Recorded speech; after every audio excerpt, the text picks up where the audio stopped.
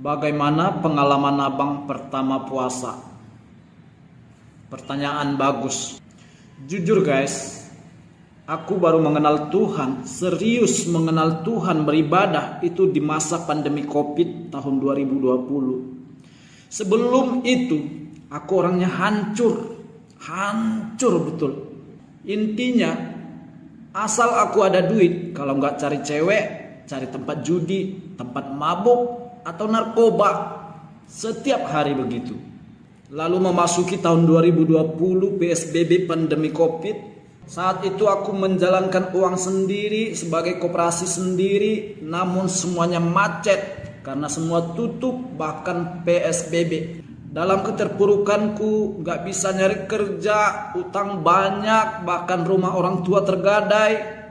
Di situ aku benar-benar down.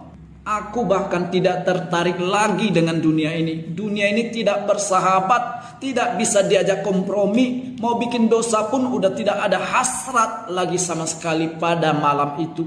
Dalam keterpurukan, dalam titik terendah di dalam hidupku, aku membaca Alkitab, firman Tuhan.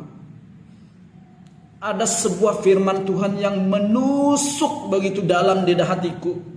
Aku yang belasan tahun tidak pernah menangis sejadi-jadinya malam itu ketika aku tertusuk oleh firman Tuhan itu.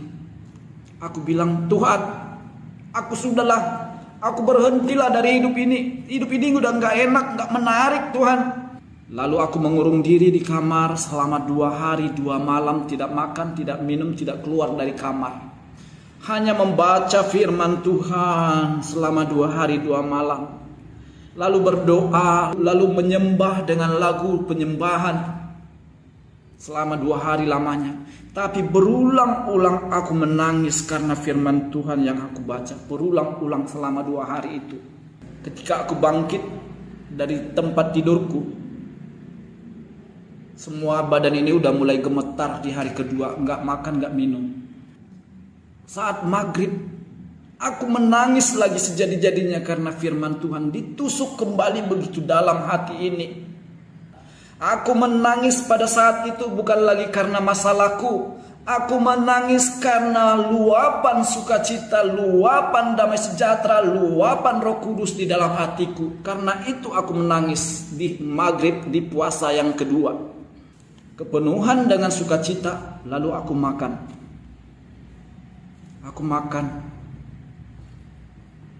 Ketika aku makan, aku punya semangat baru untuk hidup. Keadaanku, masalahku tetap belum dapat kerjaan, keuangan tetap hancur. Tetapi damai sejahtera, sukacita luar biasa meluap dari hatiku. Malam itu juga aku keliling kota pakai motor nih geng.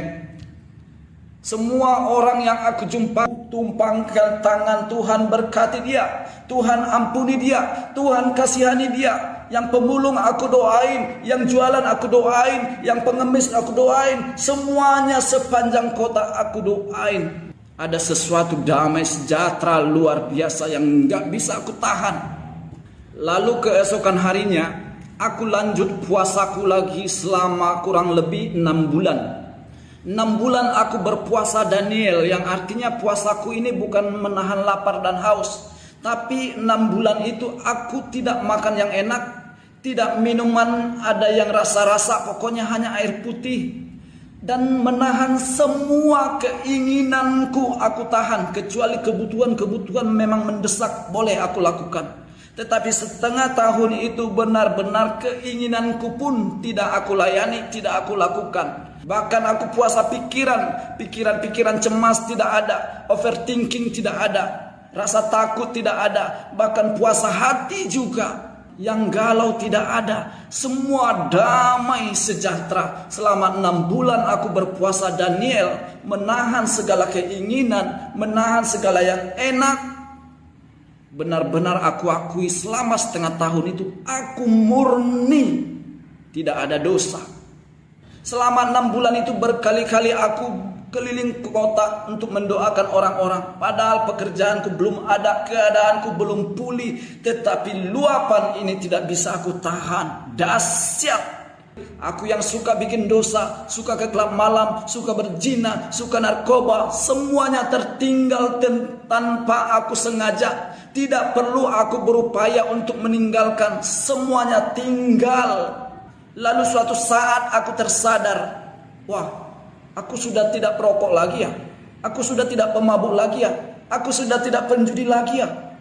Tidak sadar semuanya aku tinggalkan. Titik tertinggi seorang manusia adalah ketika dia kepenuhan Roh Kudus. Itulah titik nadir tertinggi seorang manusia ketika kepenuhan Roh Kudus.